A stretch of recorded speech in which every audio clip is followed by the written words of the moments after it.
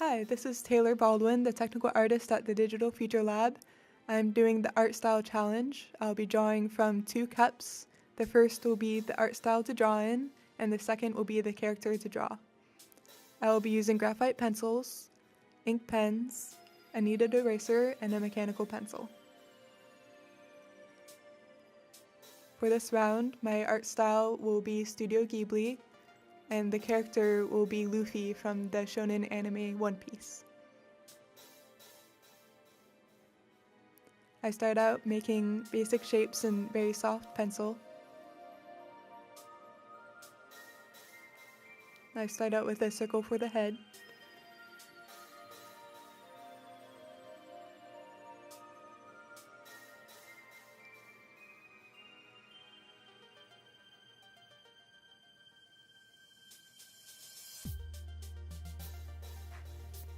At this point, I'm getting some references ready, so I have an idea of what I'll be drawing. I'm continuing to make basic shapes in light pencil. The head is a circle, and I have kind of a pear shape for the body. And I draw in the eyes and hat.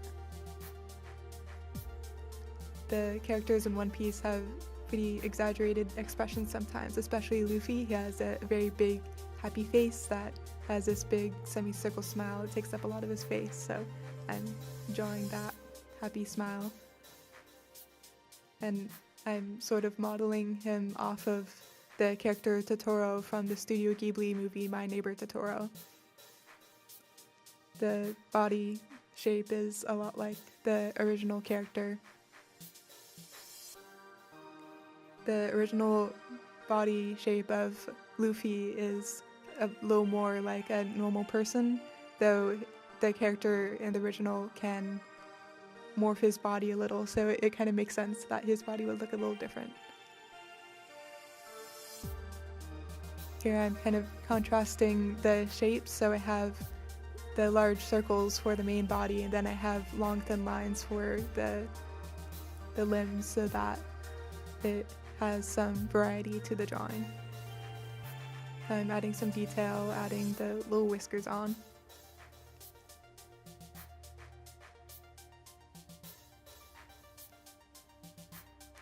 Now I'll be inking in the final lines. Starting with the face. The little lines, the little arrows for the eyes are a popular shorthand for squinting eyes in manga, so it's not necessarily accurate to real eyes, but it gets the expression across.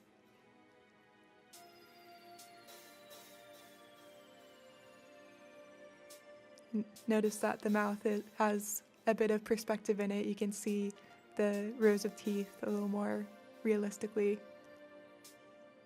but it kind of adds to the expression. And the nose is just a slight little dash. That's pretty common in manga, for the nose to be very visible and for the eyes to be very large.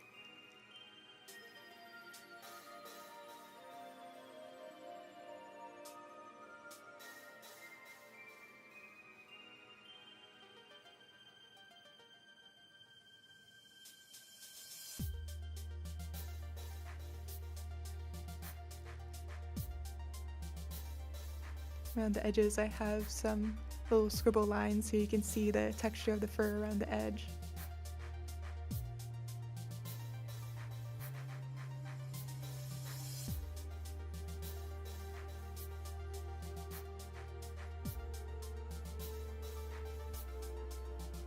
And now I'm inking the detail on his chest to mimic the original Totoro.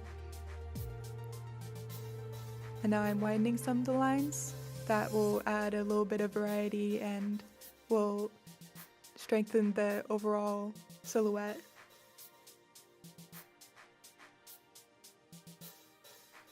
It's just more pleasing to the eye to have the overall shapes be in deeper ink and thicker ink, and have the detail be in lighter ink and thin lines.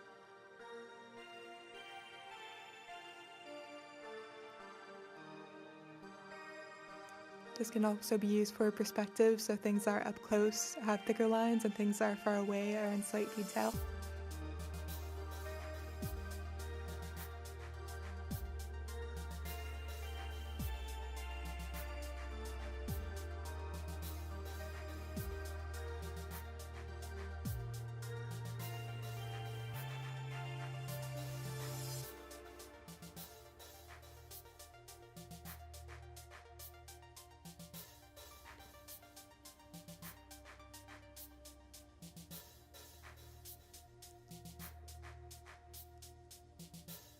Okay, for the next challenge, the art style will be Adventure Time, and the character will be Bart from The Simpsons.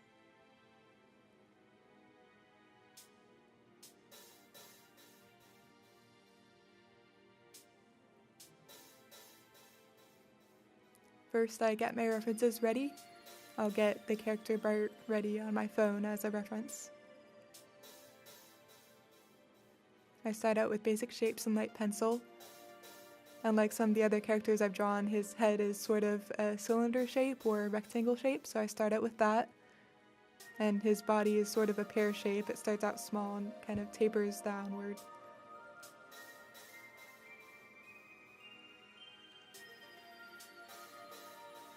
His arms are relatively thin compared to the rest of his body, but that looks sort of normal for human proportions. They're just kind of short for human proportions. Though if you have shorter legs and shorter arms, that can show a younger character and having a larger head.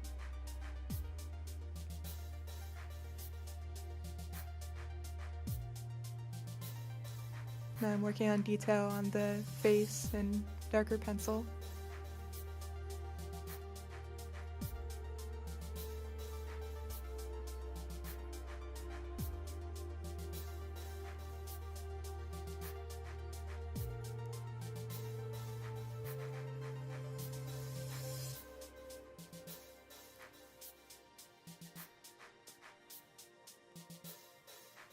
And for the top of the head, instead of drawing the zigzag of Bart's hair, I have the hat of Finn. But for the facial features, it's definitely Bart and not Finn. Finn's face is the most simple of all the characters I've drawn so far. It's just 2 dots in 1 line. But Bart's face has 2 large eyes and a little nose in the middle that's sort of a sideways U shape that's very distinctively the art style of The Simpsons and Futurama.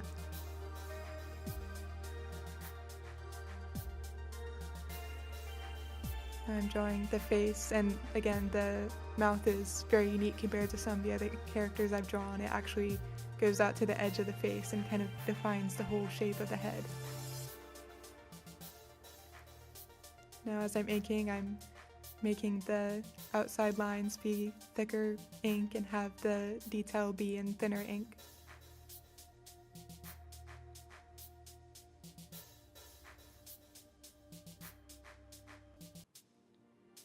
I'm trying to work on making sure the feet and the lower half of the body looks good. That can sometimes be neglected compared to the head and the arms, because even though those tend to be what you look at the most, you want to make sure the feet are really well grounded and look correct so that it doesn't look like the character is just floating in space. You also want to make sure that the characters lined up so they look like they're being supported. You don't want the rest of the weight of their body to be not over their feet, or it might look like they're going to fall over.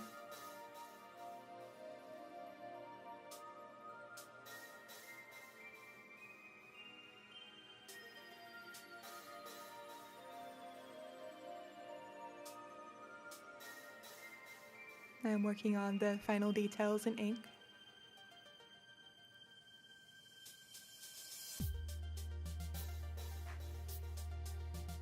I'm filling in the feet with dark ink so that there's a little more detail.